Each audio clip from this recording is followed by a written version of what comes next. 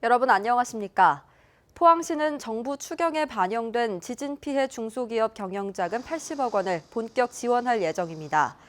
지원 대상은 지진으로 생산 차질, 유동성 확보 등 애로를 겪는 포항 소재 중소기업입니다. 대출 기간은 5년 이내이며 지난 9일부터 중소벤처기업 진흥공단 경북 동부지부에서 예산 소진 시까지 접수를 받습니다. 고용노동부가 예산 소진으로 중단했던 청년 추가 고용장려금 신청 접수를 오는 20일부터 재개합니다. 청년 추가 고용장려금은 신규로 청년을 고용하는 5인 이상 중소기업에 연간 900만 원을 최대 3년간 지원하는 제도로 정부는 지난 5월 올해 예산 6,700여억 원을 모두 소진해 지원을 중단했다가 이달 초 추경 예산이 의결되면서 2,162억 원이 새로 배정됐습니다. 고용노동부는 이번 신청 접수부터는 지원금이 소수기업에 몰리는 문제를 해결하기 위해 기존 기업당 90명까지 지원하던 것을 30명까지로 줄이고 정규직 채용 유도를 위해 채용 후 최소 6개월 이상 재직하는 경우에만 장려금을 지원하기로 했습니다. 경상북도와 경주시는 내년 1월까지 5억 원을 들여 경북콘텐츠진흥원 동남권센터를 개원합니다. 콘텐츠진흥원 동남권센터는 한 팀에 5명 규모로 경주 스마트 미디어 센터 내에 설치됩니다. 동남권센터에서는 지역 문화산업 육성시책 개발과 융복합 콘텐츠 산업 관련 국내외 기업 유치, 인력 양성, 국책 공모사업 유치 등을 추진합니다. 울진에 있는 재단법인 환동해 산업연구원이 중소벤처기업으로부터 2019년 신규 창업보육센터로 지정됐습니다. 환동해 산업연구원은 17개의 입주보육실과 임대형 공장 3곳을 비롯해 300여 대의 시험 생산과 분석 장비 등을 갖추고 입주기업과 예비 창업자를 지원할 예정입니다.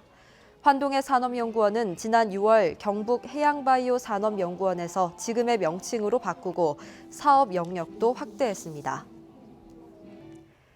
경주시 평생학습가족과는 하반기 평생학습 강좌 수강생을 모집합니다. 모집 강좌는 직업 능력과 문화예술, 인문교양 등 3개 분야이며 2,200여 명을 모집해 다음 달부터 일주일에 1, 2회 운영됩니다. 수강 대상은 경주 시민이나 경주시에 직장이 있는 성인이면 가능하며 오는 19일부터 28일까지 선착순으로 모집합니다. 경주 보문단지와 시내에 운영 중인 알뜰 물놀이장이 인기를 끌고 있습니다. 경주 엑스포 여름풀 축제에는 지난달 27일 개장 이후 1,700여 명이 찾아 물놀이를 즐긴 것으로 나타났습니다. 하루 입장료는 12,000원이지만 사적지 입장 영수증을 제시하거나 온라인으로 예약하면 8,9,000원에 이용할 수 있습니다. 경주시가 지난달 15일부터 예술의 전당 옆에 개장한 복합 물놀이장에도 어제까지 17,000여 명이 찾은 것으로 집계됐습니다. 무료인 이곳은 하루 최대 1,600여 명이 찾기도 했는데 오는 25일까지 운영됩니다. 해양수산부는 추석을 앞두고 오늘부터 한 달 동안 선원 임금체불 예방을 위한 특별 근로감독에 나섭니다.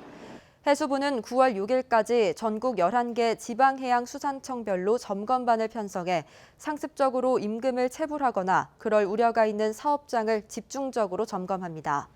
임금 체불 사실이 확인된 업체에는 즉시 청산 대책을 강구하도록 하고 업체의 도산 및 파산으로 체불 임금을 받지 못하는 선원들에게는 선원 임금 채권 보장 기금 제도를 활용해 임금을 지급받을 수 있도록 안내할 예정입니다.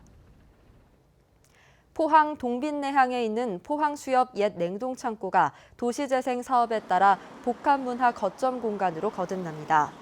포항시는 1969년에 지어진 건물을 매입하고 포항문화재단은 어업인들의 노동과 삶의 철학이 담긴 장소성과 역사성을 살려 창의성을 더한 새로운 복합문화공간으로 운영을 맡을 계획입니다.